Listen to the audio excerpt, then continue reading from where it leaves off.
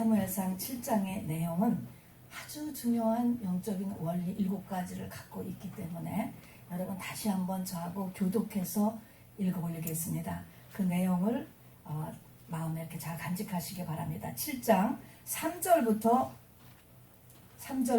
14절까지 일이 어떻게 진행이 되는가라는 거를 같이 보시기 바랍니다. 7장 3절 제가 읽고 여러분 4절 읽고 이렇게 한 절씩 교독해서 다시 한번 읽어 올립니다. 사무엘이 이스라엘 온 족속에게 말하여 이르되 만일 너희가 전심으로 여호와께 돌아오려거든 이방 신들과 아스다돛을 너희 중에서 제거하고 너의 마음을 여호와께로 향하여 그만을 섬기라.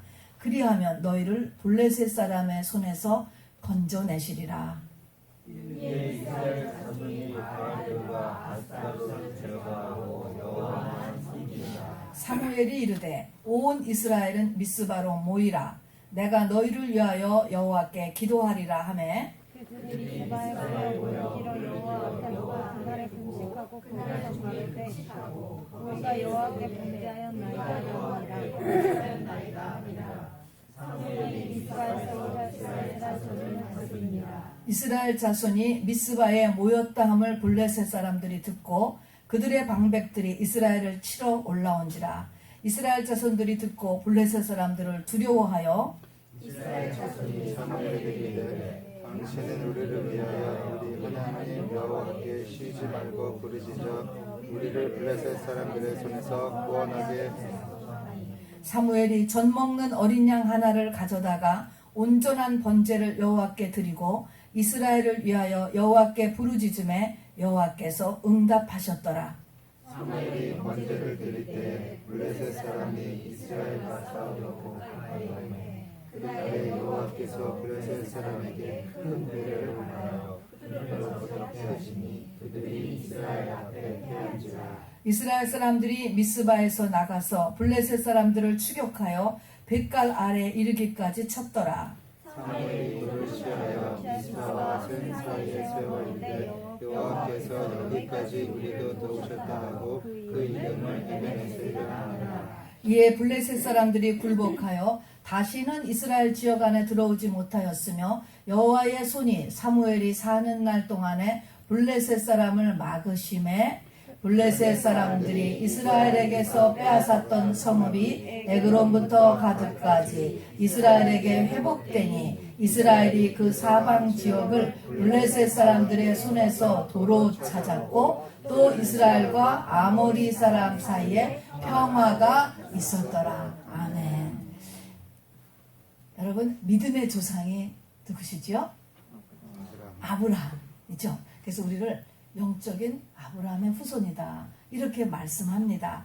근데 성경에는 우리를 아브라함의 후손으로만 부르지 않고 또 부르는 경우가 있습니다.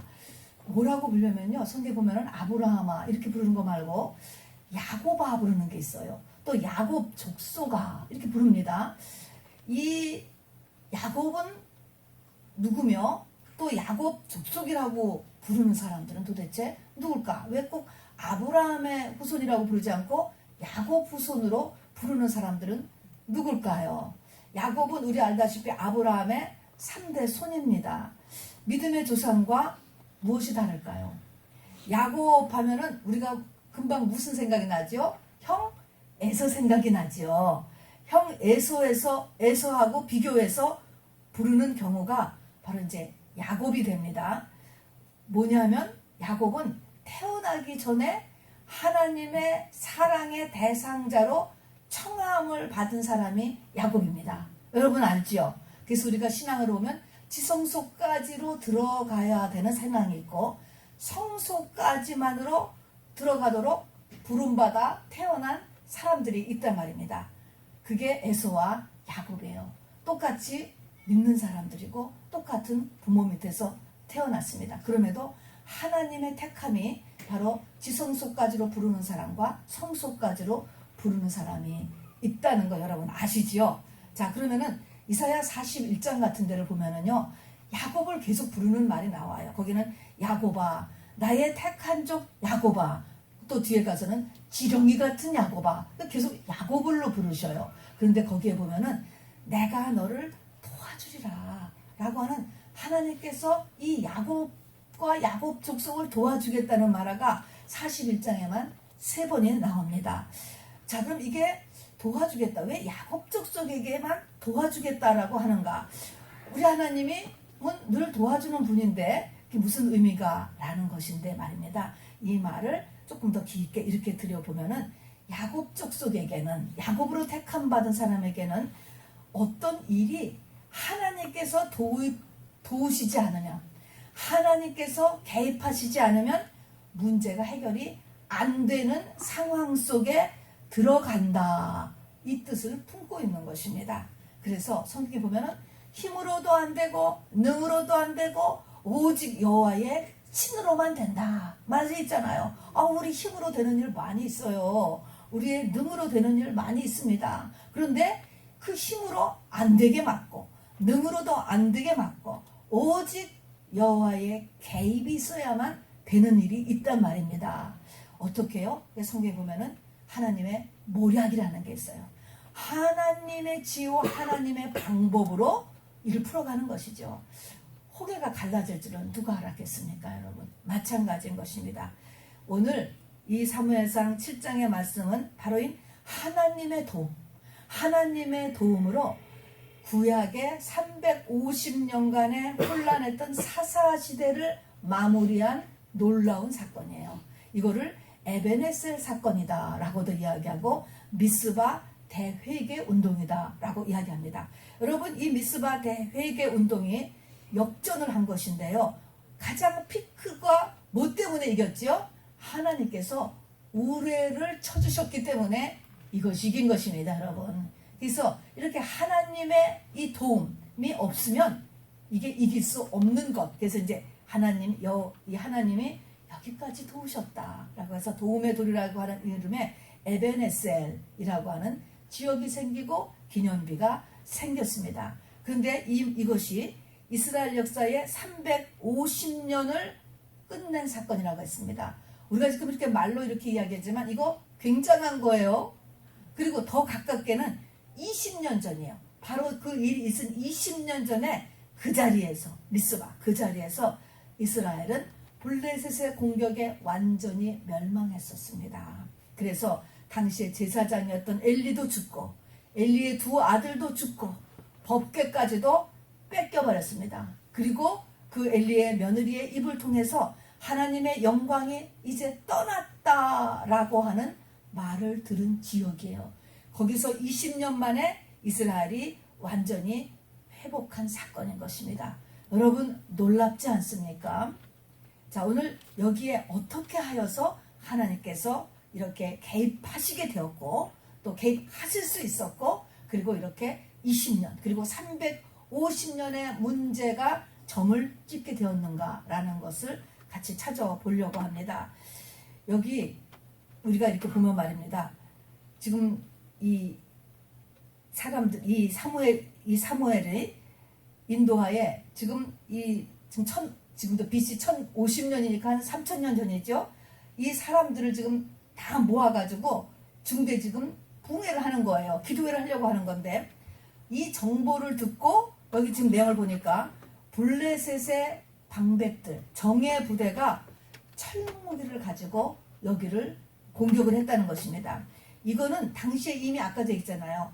이미 한번 20년 전에 다 졌던 거예요. 그래서 지리멸멸, 우리 쪽은 지리멸멸이고 블레셋 쪽은 숫자로도 완전히 이길 수가 없는 상태고 이 블레셋 사람들이 철무기를 지금 가져갔다고 합니다. 이 철무기라고 하는 것은 3000년 전의 철무기는요, 지금으로 하면은 핵을 가지고 있는 나라와 핵을 가지고 있지 않은 나라가 싸우는 표기예요. 이게 전쟁이 붙었다라고 하면은 이게 완전히 100% 지는 상태라는 것을 제가 지금 이렇게 보조로 지금 설명을 드리는 거예요. 그렇게 해서 이게 지금 더군다나 기도하려고 다 모였는데 이 나라에 중대한 사람들이 다 모였는데 이미 이 상태에서도 블레셋을 이길 수 없는 상태인데 저쪽에 이 정예부대가 철무기를 가지고 기도하러 모인 사람들을 공격을 했다. 이거는 죽는 거죠. 끝인 거죠. 불가능인 거죠. 근데 우레가 친 거예요. 천둥 번개가 얼마나 요란하게 쳤든지 여러분 이 블레셋이 다 흩어졌습니다. 그리고 어지럽게 했다. 사람들이 정신을 다 빼놓은 거예요. 그렇게 하니까 이 얼마 안 되는 이스라엘 사람들이 쫓아가서 그들을 전멸시켰다라고 하는 이야기인 것입니다. 자, 근데 여기 이제 이게 이 사건이고 이 사건이 일어나는 그 배경을 좀 먼저 살펴보기를 원합니다. 사사시대를 마무리하는 사건이다 그랬습니다. 도대체 사사시대라고 하는 시대는 어떤 시대였는가? 여러분 지금도 한 개인에게 사사시대가 와요. 한 가정에 사사시대가 오고 한 나라나 민족의 사사시대가 똑같이 옵니다. 여러분. 그래서 우리가 이게 역사적인 사실이기도 하지만 영적인 모든 것들은 과거나 현재나 영원토록 동일한 사이클을 가지고 있기 때문에 우리가 성경을 가지고 공부를 하는 것입니다. 사사시대는 어떻게 시작됐냐면 이스라엘이 광야 40년을 거쳐서 젖과 꿀이 흐르는 광야에 들어갔잖아요. 그렇죠? 그런데 들어가서 그 정복전쟁 여호수아 1세대가 죽었습니다. 이제 시간에 따라서 죽고 나니까 문제는 그 다음 세대부터인 것입니다. 그 다음 세대부터 흐트러지기 시작하더니 이후 350년간은 이스라엘 전체 역사에서 가장 악한 시대다라고 하나님께서 말씀합니다. 여러분 환경이 좋아졌다라고 해서 모든 것이 좋아지는 것이 아닙니다. 좋은 환경을 유산으로 남겨줬다고 해서 우리의 후손들이 복되게 사는 것이 절대로 아닙니다. 자, 그래서 이 흐트러지기를 시작했는데 이 사사시대가 이제 지금 350년 만에 끝났는데요. 이 끝날 때쯤의 이 사사시대의 특징을 사사기는 한마디로 뭐라고 얘기하느냐. 사사기 21장 25절 맨 끝절이에요. 여러분 이것은 중요하기 때문에 같이 읽기를 원합니다. 사사기 21장 25절을 보게 됩니다. 왜냐하면 나에게 사사시대가 오면 안 되기 때문에 그렇습니다. 사사기 21장 25절 400페이지를 같이 읽겠습니다. 시작. 그때에 이스라엘에 왕이 없으므로 사람이 각각 자기의 소견에 옳은 대로 행하였더라. 아멘. 누가 왕입니까? 내가 왕인 거예요. 다 자기가 왕이 되어서 살고 전체 기준이 없어졌단 말입니다. 가정의 기준도 없어지고 사회의 기준도 없어지고 그냥 다 자기가 좋은 대로 사는 시대다라고 하는 것입니다. 이게 특징이에요. 이렇게 되면 어떤 일이 일어나느냐 성경에 보니까 성경 말씀에 대한 권위가 제로가 되는 거예요. 거의 제로에 가까운 성경 말씀에 대한 반응이 없어진단 말입니다. 그래서 이제 이 시대의 끝말에 태어난 하나님이 낸 사람이 사무엘인데 사무엘 시대를 이렇게 얘기하고 있습니다. 여호와의 말씀이 희귀했다 이런 것입니다. 그때에 율법이 없는 것도 아니고 예배가 없는 것도 아니에요. 근데 여호와의 말씀이 희귀했다라고 하는 것은 하나님의 말씀에 반응 없어요. 반응 없는 것입니다. 자기한테 하나님의 말씀으로 하나님으로 다가오지 않는 거예요. 그런 가운데 하나님이 내신 사무엘은 뭐예요? 여호와의 말씀이 들렸던 사람이에요. 여러분 이게 은혜지요. 그리고 이렇게 되면은 어떤 일을 하느냐? 세상과 교회 가치관이 같아진다. 이거를 세속화라고 하는 것입니다. 세상 사람들이 추구하는 것이나 세상 사람들이 보고 있는 어떤 관점이나 교회 다니는 사람들이 보고 있는 관점, 교회 다니는 사람들이 갖고 있는 목적이 같다라는 것입니다. 여러분 그런데 이것이 세속화라고 얘기하는데 세속화가 되면 어떤 일이 나느냐? 하나님은요 세속화가 되면은 떠나십니다. 여러분 이 하나님은 거룩이라고 하는 것은 세상과 반대가 되는 거예요. 그래서 거룩은 세속화가 되면 떠나요. 그래서 여호와의 영광이 떠나게 되었던 것입니다. 그렇게 되면은 이 사회는 어떻게 될까요? 여호와의 영광이 떠나게 된다는 것은 성령이 점점 없어지는 상태를 이야기하는 거거든요. 당연히 이렇게 되면 사회가 잔인해져요. 그래서 이 사사기도 끝에 가서 보면 토막살인이 일어나요. 지금도 이렇게 정말 처참한 이렇게 사회가 잔인하게 되는 것은 이게 짐승화가 되는 거죠. 하나님의 영광이 이게 약해져서 그렇죠. 그리고 동성연애가 반드시 일어나게 되어 있습니다. 이것이 바로 이 하나님의 영이 떠나간 상태인 것입니다. 그리고 그때 이제 마지막 제사장으로 있던 분이 엘리라고 하는 분이었습니다.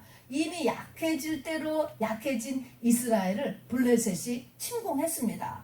침공하니까 이 하나님의 백성들이 어떻게 한지 알아요? 전쟁에 나가기는 나갔어요. 싸워야 되니까 나가고 엘리 제사장의 두 아들도 나갔습니다. 나갔는데 나갈 때 뭘 갖고 나갔느냐면은 법궤를 갖고 나갔어요. 법궤를 갖고 나갔다고. 원래 전쟁할 때 법궤를 갖고 나가지만 법궤는 그래도 꼭 갖고 나간 거예요. 이게 뭡니까? 예수 이름만 부르면 되느냐? 교회에 그냥 정만 두고 있으면 되느냐? 똑같은 거예요. 아니 갔는데 졌어요. 완전히 졌어요. 이거 도대체 예수 믿어도 소용도 없네? 예수님의 이름이 아무 능력도 없네? 교회 다녀도 소용이 없네? 꼭 이렇게 된 거예요. 법궤를 가져간 게 문제가 아니고 법궤를 가져나간 사람의 내면이 문제인 거예요. 믿음이 하나도 없는데 하나님은 법궤라고 하는 그 물질적인 것, 뭐 예수 이름이라고 하는 그 단어를 보는 것이 아니고 그걸 하는 사람의 믿음을 가지고 역사하는 것입니다, 여러분. 자, 그래서 그 마지막 전쟁에서 지고 엘리의 두 아들도 죽고 그리고 법궤까지 뺏겨버렸습니다.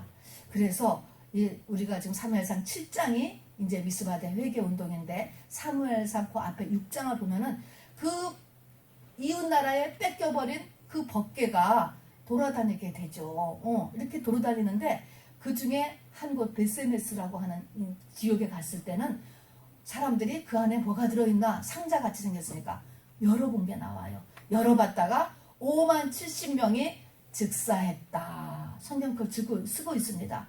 그 후에도 보면 법궤를 이제 다윗이 궁으로 그 뒤에 옮겨옵니다. 옮겨오는데 옮겨오는 걸 어떻게 하냐면은 소가 끓은 수레에다가 새수레예요, 물론. 거기다가 법궤를 안치해서 끌고 오는데 소가 움직이니까 법궤가 흔들리니까 그거를 같이 가지고 오던 웃사라고 하는 사람이 손으로 무심결에 법궤를 고정하려고 하다가 역시 즉사를 했습니다.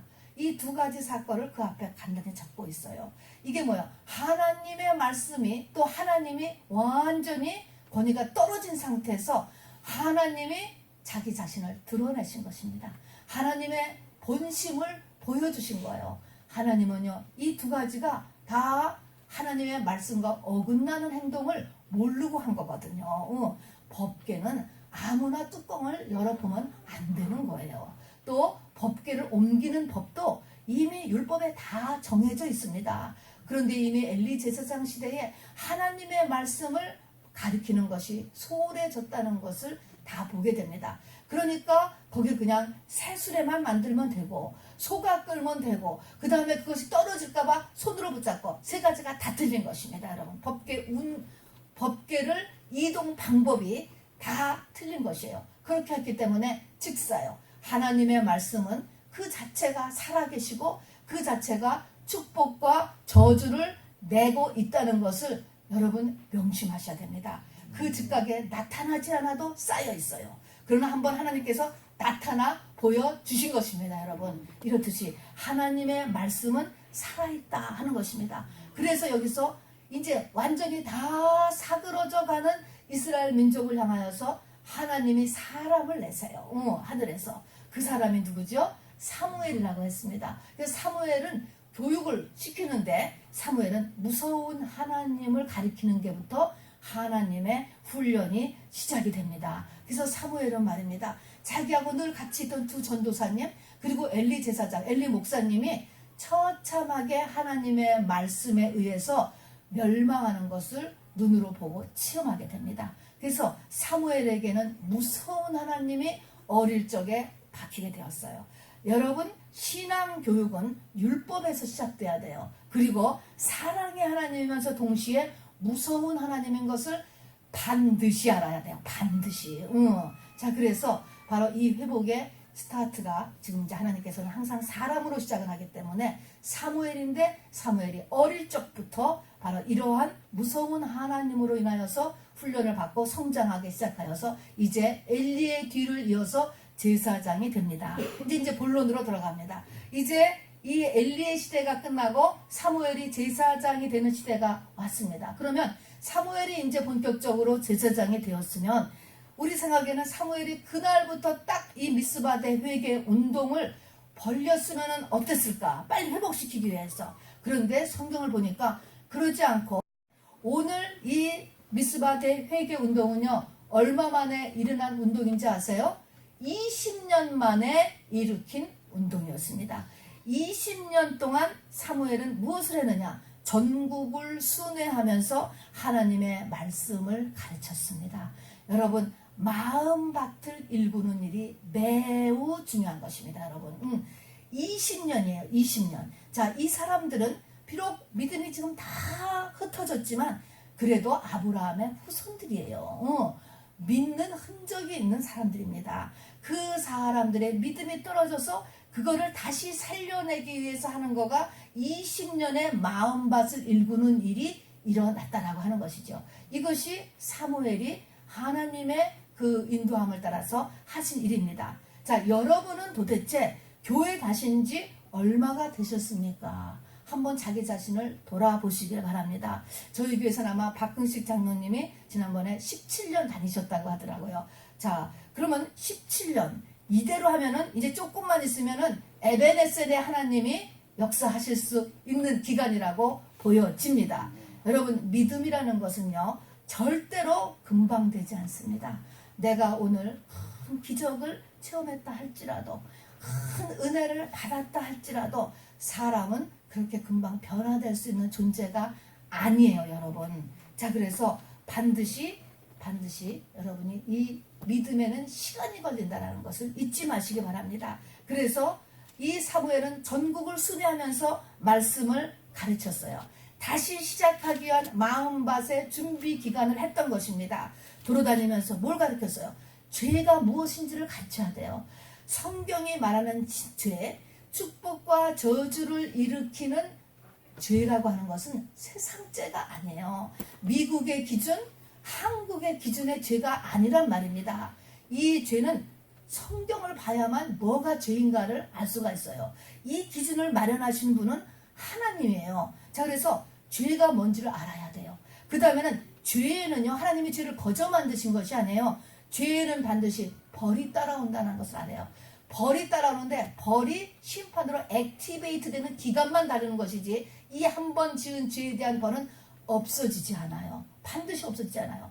그 벌을 받든지 아니면 정말 참된 회개를 하든지 안 없어져서 이 땅과 내 영원까지 계속되고 우리의 후손의 사대까지 건너가는 것이 영적인 죄예요. 무서운 것입니다, 여러분. 그래서 벌도 알아야 돼요. 그 다음에는 하나님이 사람을 왜 만들으셨지? 나를 왜 만들으셨지? 여러분, 이 나에 대한 하나님의 목적을 성경을 통해서 배우고 깨달아야 됩니다. 여러분, 사람은 짐승하고 달라요.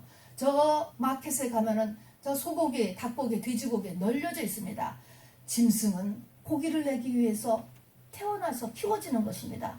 사람은 도대체 왜 태어났을까요? 우리의 이 겉사람은요, 거의 짐승과 비슷합니다, 여러분. 그래서 이 동물의사가 사람도 다루고 또 실험하는 것도 짐승을 통해서 할 수 있는 것입니다. 사람이 도대체 무엇인가라는 하는 것이죠. 사람은 영을 담는 그릇이에요, 여러분. 기본입니다. 그리고 이 땅에는 사단이 존재한 것도 알아야 됩니다.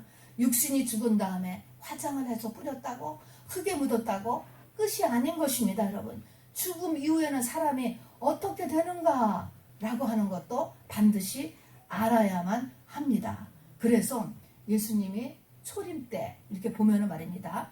예수님이 에루살렘 성에 막 지금 이 6월절을 맞아서 이 웅성이는 이 사람들을 보고 우셨다. 그래서 우셨다. 그러면서 저들이 자기의 심판받을 날을 알지 못하기 때문에 그것이 그들의 눈에 숨기워진 것 때문에 안타까워서 우셨다는 것입니다. 누가복음 19장 41절부터 44절을 보면은 그들의 눈에 숨기워졌다는 거예요. 안 보인다는 거예요. 안 보인다는 것은 뭐예요? 깨닫져지지가 않는 거예요, 여러분. 이것이 문제인 것입니다. 그 자식들이 땅에 메어쳐질 것이며 저 예루살렘 성이 돌에 돌 하나도 남기지 않고 부수어지리라 라고 이야기했습니다. 그런데 그 전혀 몰랐습니다. 그리고 나서 그 이후에 40여 년 후에 로마의 디도 장군에 의해서 예루살렘 성은 정말로 돌에 돌 하나도 남기지 않고 지금 북쪽에 통곡의 벽 하나만 남겨놓고 다 그 성 다 무너졌고요. 그리고 정말 이스라엘의 이 그때 있었던 그들의 자녀들은 정말 땅에 메어치는 처참함을 당했습니다. 이렇게 죄는 벌이 따른다라고 하는 것이 우리들에게 숨겨진다는데 문제가 있습니다. 이런 것들을 다 배워야 됩니다. 사무엘은 20년 동안을 이렇게 백성들을 전국을 순회하면서 말씀을 가르쳤어요. 그리고 나서 오늘 이제 됐다 해서 미스바의 사람들을 모은 것이에요. 사람들이요 준비가 됐어요. 저는 참으로 부러워요. 야, 이 10년 만에 사람들을 이렇게 끌어올릴 수 있다는 것은 정말 사무엘은 훌륭한 종이에요, 여러분. 그래서 우리 오늘 읽은 이제 우리 오늘 사무엘상 7장 읽은 것을 보면은 이 백성들하고 사무엘하고 손발이 그냥 짝짝 맞잖아요. 이게 돼야 하늘에서 에바네셀 하나님의 도움이 떨어지는 거예요. 항상요 하늘과 땅은 연합하는 것입니다, 여러분. 하늘만 해도 안 되고 땅만 해도 안 돼요. 그래서 땅에서 풀면 하늘에서 풀고 땅에서 묶으면 하늘에서 또 풀고 물고가 같이 일어나요. 그래서 땅과 하늘이 연합해. 그럼 하나님은 우리에게 복을 주시기를 원하겠어요? 안 원하시겠어요? 복을 주시기를 원하죠. 우리의 영의 부모님이신데 땅이 준비가 돼야 되는 것이에요. 자, 그래서 하는데 사무엘이 이거를 너무나 잘한 거예요. 20년 목회를 말입니다. 그래가지고 지금 7가지를 완전히 성공했습니다. 그래서 오늘 이것을 보면서 나는 이렇게 되었을까? 되었는가? 라는 것을 보시면서 지금 부족한 부분들을 남은 3일 동안에 여러분 하나님 앞에 내놓으시기를 부탁을 드리겠습니다. 우리가 이 해를 바꾸는 것은 달력이 바뀌었다라고 해서 달라지는 것은 하나도 없어요. 하나님께서 그럼에도 불구하고 해를 만드신 이유는 이것이 뭡니까? 계기를 만드는 거야. 계기. 그래서 이 계기 동안에 정말 이 다음 해로 넘어가는 정말 내가 새해는 가나안에 들어가야지. 새해 복 많이 받으세요. 얼마나 많이 인사를 합니까? 그럼 해피 뉴 이어 그리고 축복된 새해 복 많이 받으세요. 새해까지 하고 이렇게 복을 받는 그 가나안 축복 상징이죠. 가나안이 그 복을 받기 위해서 복을 받기 위해서 이 3일 동안을 여러분이 준비를 하라는 것입니다. 그래서 실제적으로 여호수아 때도 이 가나안 땅에 들어가기 전에 그들이 3일 동안을 그 가나안 직경에서 가만히 다 머물게 하는 것입니다. 이게 마지막 준비를 하는 거예요. 3일 동안 이제 믿음의 요단강을 건너서 정말 이 복된 땅 가나안으로 들어가기 위한 것이죠. 그래서 이제 마지막 3데이 오늘부터를 갖다가 여러분의 기준은 뭐냐면 이 미스바 대회개 운동의 7가지 우리의 준비 자세를 돌아보는 일로 여러분 금식을 하시길 바랍니다. 그래서 이 미스바 대회개 운동도요 하루 금식했어요. 온종일 금식했거든요. 그래서 우리도 하루 금식이에요. 그래서 3끼 금식을 하는 것입니다. 그래서 한 끼씩 3일을 금식하던가 아니면 하루 전체를 금식하던가 괜찮아요. 그러나 여러분 아침 금식을 하기로 했으면 아침 금식, 점심은 점심, 저녁은 저녁 그렇게만 하세요. 그렇게 해서 오늘 금식표에다가 여러분 작정하셔서 이따 우리 김은혜 전도사님께다 제출해 주시기 바랍니다. 왜냐하면 이게 하늘에 올리는 거예요. 그리고 우리도 같이 기도하기 위해서 그렇습니다. 그래서 여기 미스바 회개운동에 참사했던 이스라엘 백성들을 같이 우리도 하루를 금식하면서 같이 3데이를 우리 자신을 돌아보는 시간을 갖기를 원합니다. 맨 첫 번째요. 이 사무엘이 미스바로 모여라 그랬습니다. 미스바는 뭐예요? 교회예요. 교회. 미스바로 모여라. 이스라엘 민족이 큰 이 변혁을 일으킬 때마다 모인 곳이 역사적인 미스바라고 하는 곳인데 이 미스바는 교회를 나타낸 것입니다. 레위기 1장을 보면 레위기는 바로 하나님의 법이잖아요. 법의 첫 번째가 뭡니까? 정한 시간, 정한 장소, 정한 예물. 레위기 1장입니다. 이것이 있어야지 돼요. 이것이 있어요. 미스바로 모여라 라고 하는 것은 가는 거예요. 정한 시간, 정한 장소, 정한 예물. 이게 뭡니까? 내 중심을 꺾는 첫 번째가 여러분 교회 가는 거예요, 여러분. 그렇기 때문에 아까 뭡니까? 사사기의 맨 끝의 문제가 뭡니까? 내가 왕인 거잖아요. 내가 하나님 되는 거잖아요. 이거를 꺾는 첫 번째 정한 시간, 정한 장소, 정한 예물. 아니, 그럼 왜 하나님이 정한 건가? 목사님이 정한 거지? 맞아요. 제가 정한 거예요. 그럼 제가 스태프가 정한 건데 그렇게 보시면 안 되고 여러분 하나님이 지금 눈에 안 보이잖아요. 그래서 위임하고 하나님이 상징적으로 이렇게 하신 것입니다. 그러니까 여러분이 이걸 그렇게 받아들여야죠. 그래서 이거를 그냥 건물이고 한 사람이 정했고 이렇게 하는 것이 아니고 하나님이 정했다 이렇게 받아들여져야지. 그래서 어떤 장소에 어떤 시간에 그리고 정한 예물을 가지고 바로 나가야 되는 것, 이것이 바로 미스바로 모이라, 이것이 내가 되었는가라는 것을 여러분 마음에 두시기 바랍니다.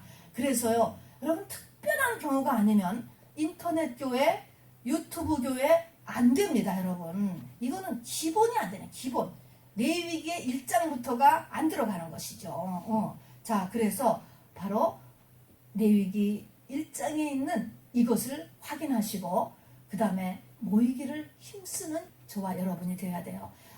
아무리 활활 타는 숲도요 혼자 세상에 놔두면 곧 사그러들게 돼 있습니다. 세상 임금이 마귀잖아요. 여러분 가만두지 않습니다. 그래서 초대교회 성도들은 로마의 핍박을 피해서 무덤 속으로 들어가서 예배를 드린 거예요. 무덤 속에 들어가가지고 거기서 모였습니다. 여러분 이 카타쿰이라고 하는 것은 동굴 무덤이에요.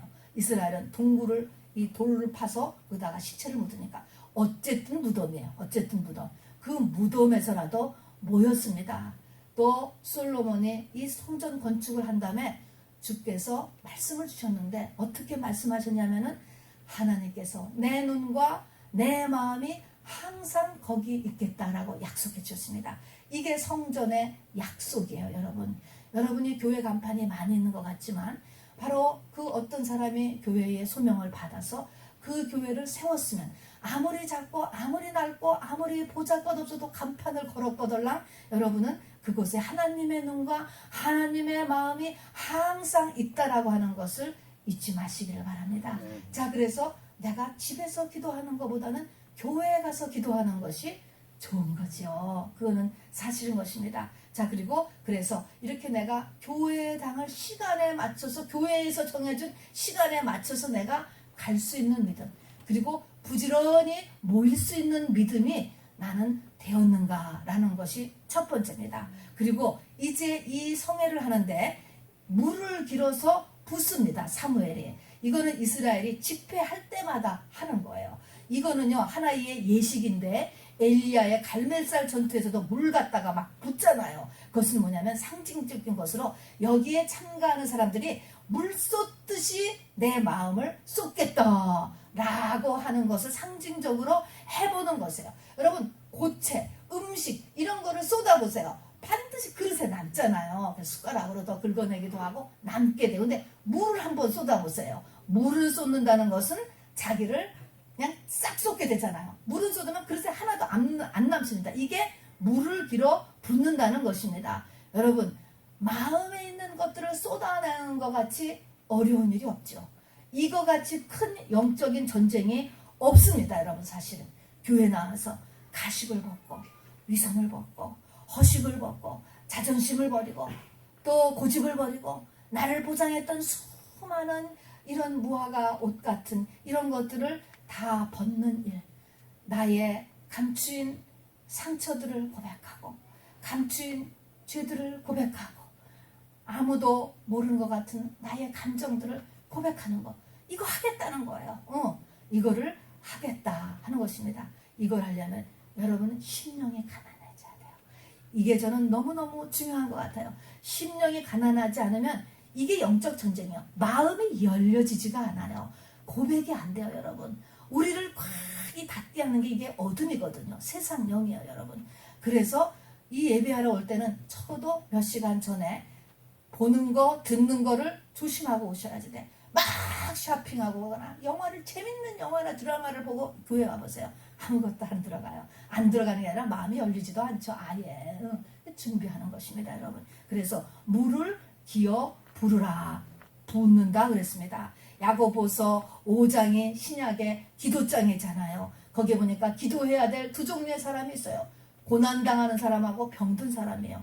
그런데 고난당하는 사람은 뭐예요? 너희 중에 고난당하는 자가 있느냐? 저는 기도할 것이요. 고난을 당하면 누가 기도해요? 본인이 기도해요. 그런데 병든 사람은 뭐예요? 여럿이 기도하라는 거예요. 교회의 장로들을 청하여서 서로 기도하며 서로 자기 죄를 고하며 병낫기를 위하여서 기도하고 기름을 바르라. 거기에 보면은 서로 느낌이 뭡니까?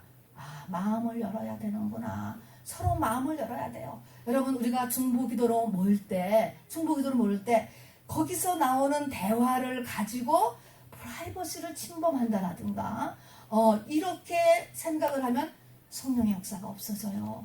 우리가 중보기도 참가하는 사람은요, 같은 마음을 가지려고 적어도 노력하는 사람들이 모이는 것입니다, 여러분. 그래서 우리가 마음을 열려고 노력해야 돼요.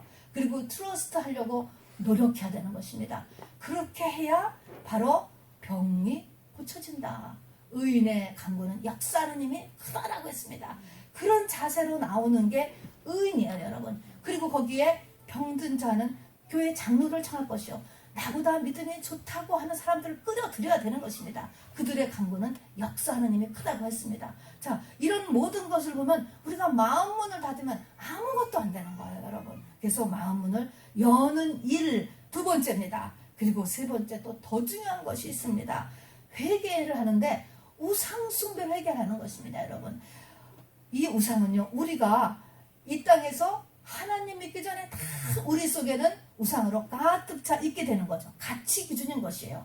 그런데 하나님을 믿게 됐으면 이제부터는 하나님보다 더 중요하게 여겨지는 모든 것들이 다 우상이 되어버리는 것입니다, 여러분. 엄청 많죠. 자, 그래서 이제 성령 받은 저와 여러분에게는요, 종교개혁자 마틴 루터는 성령 받은 사람에게 있어서 우상은 내 마음이 어디에 붙들려 있는가, 그 붙들려 있는 것은 다 우상이다 하는 것입니다.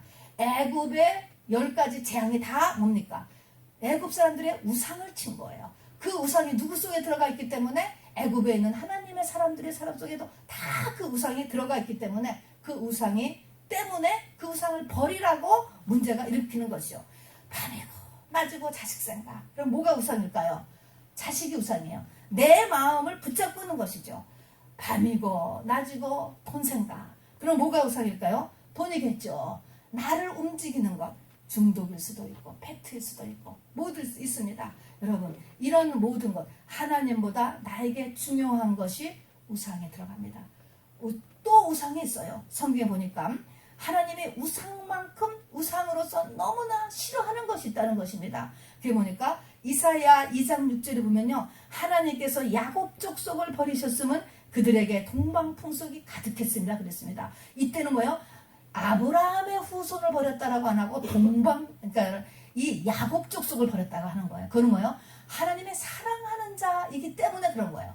보통 사람은 그냥 보통 그렇게 해도 그냥 하나님이 내버려 두시는데, 야곱 족속은 동방풍속이 있으면 하나님이 흔드시다는 거예요. 못 견디시는 거예요. 근데 동방풍속이 뭐냐? 다른 신의 흔적들인 거야. 다른 신의 흔적. 예수 믿기 전의 흔적, 또 예수를 믿어도 모르고 다른 신과 그냥 다른 신의 것들을 그냥 같이 겸해서 가지고 있는 것이죠. 마치 이것은 결혼을 했어요. 결혼을 했는데도 옛날 사귀던 남자, 옛날 사귀던 여자를 또 만나고 또 그가 준 물건도 또 계속 쓰고 이럴 때 배우자가 그걸 알았을 때 기분이 좋겠어요? 나쁘겠어요? 나쁘지? 엄청 나쁘죠. 똑같은 것입니다. 그게 우상이라는 거예요. 동방풍소. 그래서 뭡니까? 제사 지내는 거, 유교죠. 부적 붙이는 거, 점 보는 거, 날 잡아서 이사가고 날 잡아서 결혼하고, 또 미국에서는 요가, 사주팔자 보는 거, 돈 주고 이름 짓는 거, 뭐 정월 초하루 지내는 거, 대보름 보내는 거, 뭐 사구제 지내는 거, 마찬가지인 것입니다. 이게 다 다른 영에서 비롯된 것들이거든요. 이걸 하나님이 너무 싫어하신다는 것입니다. 이거 버리라는 것입니다. 그리고 세 번째에 바로 신약에 와서 우상 숭배는 골로새서 3장 5절에 탐심이 우상 숭배라는 것이에요. 탐심은요, 우리 마음에 자꾸 다른 많은 것들 더가 올라가는 거잖아요. 더가 올라가. 이 더라는 것은 우리가 착각하면 안 돼요. 너 꿈을 크게 가져, 비전을 더 가져. A- 받아오면 A+ 맞아. 이런 거하고 똑같은데 그런 거하고 착각하면 안 돼요. 이 탐심은 하나님이 충분히 그 사람에게 주었는데도 마귀가 일으키는 거예요. 그래서 이 마음에 감사가 없어지는 거예요. 감사가 없으면 기쁨도 없어져요, 여러분. 그러면 성전 문이 안 열리게 되어 있습니다. 하늘 문이 안 열려요. 그래서 하나님이 참 섭섭해하는 게 이 탐심이에요. 탐심. 그래서 바로 이 탐심이 우상 숭배다 이야기했습니다. 그래서 성경에서는 바로 이 우상을 완전하게 버리고 그리고 하나님만 섬기라라고 이야기했습니다. 버리고 그를 제하고 섬기라. 제하다라는 것은 완전히 없애라는 거야. 완전히 없애고 하나님만 섬겨라. 완전히 없애다 이 말이 성경에 따른 말들은 연합하다 이런 거예요. 연합한다는 것은 둘이 하나가 되는 거예요. 두 종을 하나로 붙여버리는 거예요. 못으로 박는 것입니다. 싹 없애라는 거예요. 우리가 뭐를 붙일 때 거기에 그냥 공기 기포가 있으면 쫙 밀어서 없애듯이 요 우상 세 가지는 하나님께서 너무너무 싫으니까 쫙 다 없애고 하나가 되라. 그래서 하나님만 섬기라라고 이야기를 했던 것입니다. 우상 숭배. 다 네 번째는 여기 사무엘이요. 온전한 어린 양을 잡아 번제로 드렸다. 그랬습니다. 뭘까요? 헌금 생활인 것입니다. 헌금 생활을 돌아보라는 것입니다, 여러분. 온전한 11조를 드리고 또 억지로 드리지 말고 인색하게 드리지 말고 저는 것이나 병든 것을 하나님께 드리지 말라는 것입니다. 내가 쓸데 없어서 교회로 가져오는 일은 별로예요, 별로. 그러니까 하나님 앞에 상달이 안 되는 것이죠. 그래서 내가 하나님 앞에 드리는 것을 돌아봐야 이것을 훈련하도록 했습니다. 이거는 말라기서에서도 또 이사야에서도 계속적으로 우리의 믿음의 실질적인 모습으로서 하나님 앞에 드리는 모습을 하나님께서 스스로 점검해 보도록 하셨습니다. 그 다음에 다섯 번째는요. 사무엘과 백성들이 같이 부르짖었습니다. 그리고 특히 나중에 돼서는 쉬지 말고 부르짖어 달라라고 이야기를 했습니다. 여기서 세 가지가 있습니다. 사무엘과 백성이 같이 부르짖으려면 사무엘이 부르짖을 수 있어야 돼요. 뭐예요? 여러분 교회나 목회자하고 어긋나지 않게 되기를 바랍니다. 올해가 가기 전에 나에게 혹시 그런 기억이 조금이라도 있으면 전화 한 통이면 되는 거예요. 목사님들께는요. 여러분 가서 목회자하고 어긋나지 말아요. 목사님이 간절히 그 사람을 축복할 수 있어야 되는 거예요. 그 다음에 부르짖을 수 있어야 돼요. 여러분 부르짖는다는 거는 집중이에요. 집중. 교회도 가지만 사실은 교회는 그냥 가보는 거고 나는 병원에 가서 이걸 고쳐야지 돼. 열심히 병원만 다니면 하나님께서 구약에 보면 아사와 하나님 화가 나서 병원만 간다고 죽이셨어. 하나님께서는요 뜻이 있는 것입니다. 하나님께서. 그래서 집중할 수 있어야 돼. 집중. 하나님 첫 번째. 그래서 부르짖을 수 있어야 돼. 그 다음에는 쉬지 말고 부르짖어 달라라고 백성들이 사무엘에게 이야기합니다. 뭐예요? 문제가 해결될 때까지 여러분 같이 부르짖을 수 있어야 되는 거예요. 아멘입니까? 아까도 얘기했지만 문제가 해결될 때까지예요. 자, 그런데 문제가 해결되려고 하기 전에 반드시 무슨 일이냐? 사건이 터지는 거예요. 무슨 사건이요? 블레셋의 정예 부대가 총공격을 해왔습니다. 문제가 더 악화됐잖아요. 지금 나빠졌잖아요. 몰살당하게 생겼잖아요. 다 모아놨으니 이거는 망하는 거는 금방인 것입니다. 문제가 더 악화돼요. 예수님 앞에 오니 간질 걸린 소년이 증상이 나아지는 게 아니고 더 막 이 난리를 폈다고 했습니다. 예수님 앞에 오면 귀신이 꼼짝 못해야 될 건데 더 소리를 지르고 더 거품을 들고 죽은 것 같이 애가 너부러지더라. 이렇게 얘기했습니다. 주님 앞에 가까이 가서 문제를 해결하려고 하면 반드시 이 고비가 오는 것입니다. 사건인 거예요. 더 나빠지는 것 같은 이 사건에서 여러분이 멈추면 안 되는 것입니다. 죽으면 죽으리라.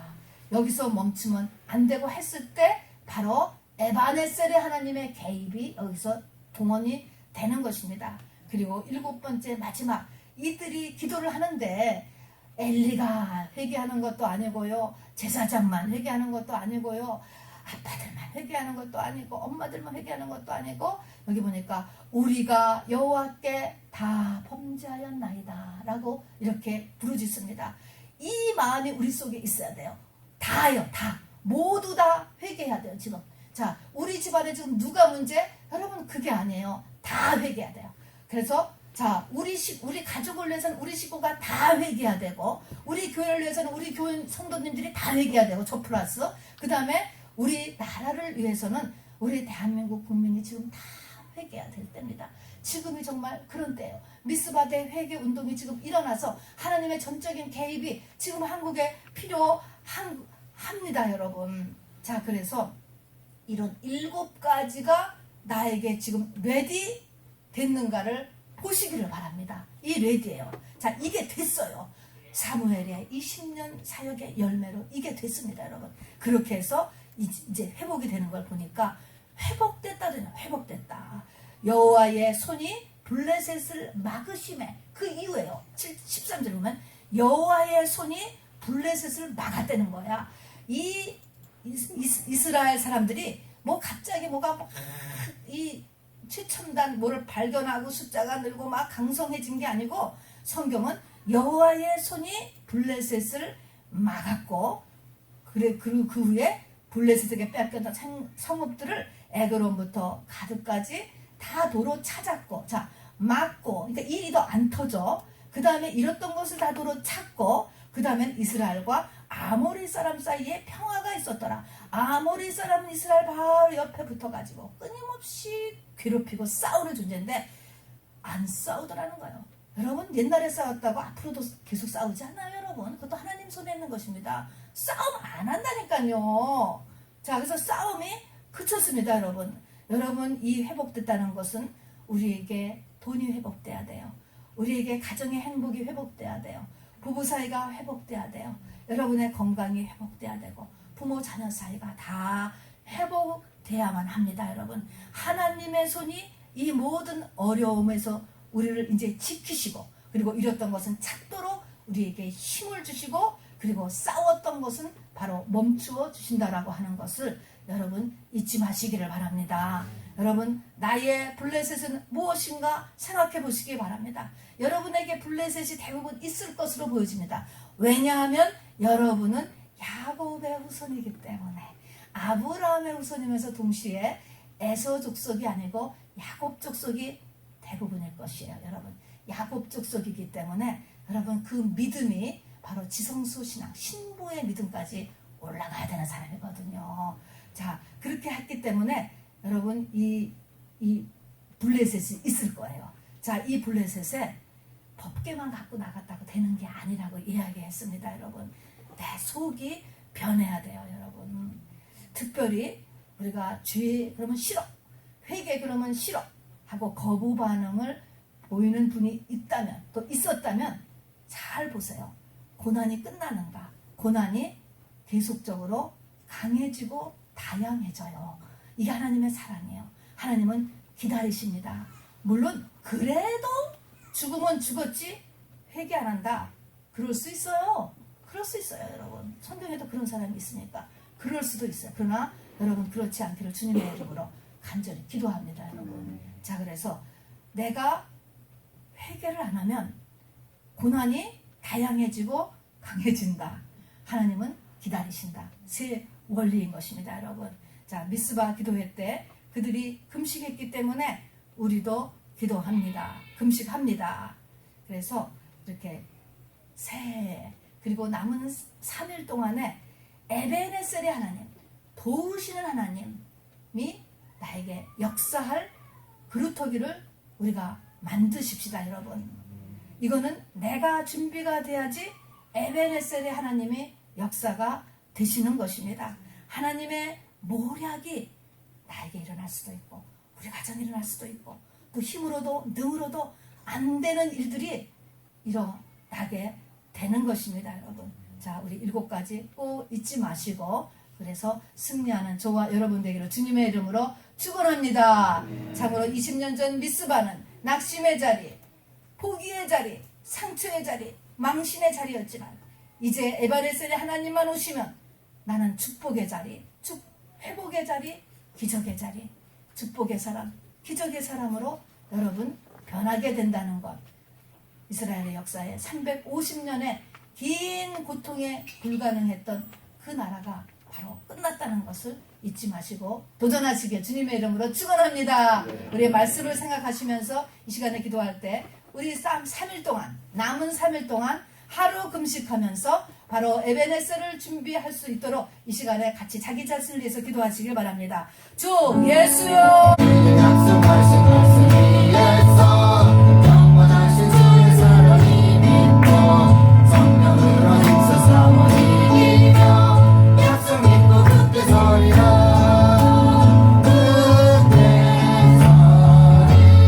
영원하신 말씀 위에 굳게 서리, 그 말씀 위에 굳게 서리라. 주의 약속하신 말씀 위에서 성령 인도하는 대로 행하며 주님 품에 항상 안식 얻으며 약속 믿고 굳게 서리라. 굳게 서리, 영원하신 말씀 위에 굳게 서리, 굳게 서리, 그 말씀 위에 굳게 서리라.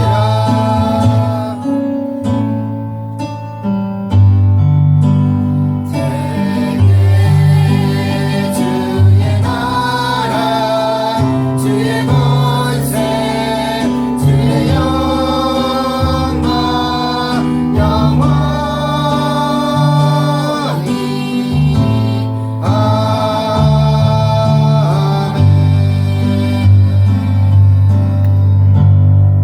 지금은 나의 모든 죄와 연약함과 저주를 지고 대신 돌아가시고 그러나 부활하신 예수 그리스도의 은혜와 하나님의 나를 향한 극진하신 사랑과 그리고 오늘도 하나님의 형상을 이루기까지 쉬지 않으시는 성령의 감동, 감화, 충만, 인도하심이 참으로 2020년 복된 새해를 맞이하기 위하여서 에베네셀의 하나님의 도움을 준비하는 고개 숙인 하나님의 귀한 자녀들 위해, 그 가정 위해, 그 하는 모든 일들 위해 지금부터 영원까지 함께 하실지어다. 아멘.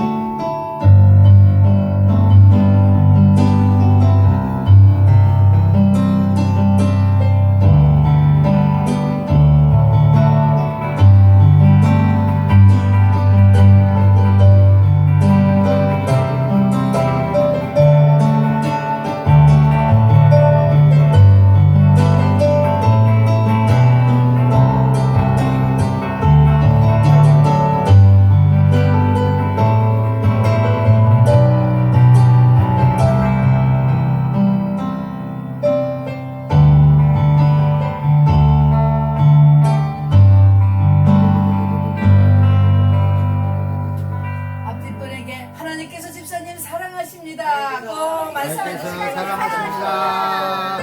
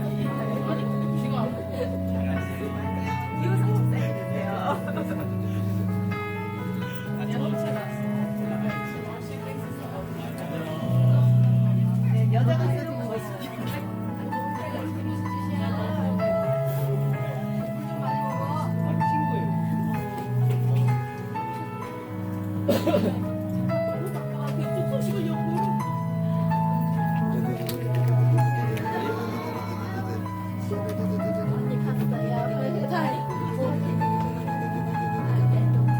기도해 주시고. 그래요? 됐어요. 요즘에 더 얘기 주세요. 장모님 어떻게 잘 주무셨어요?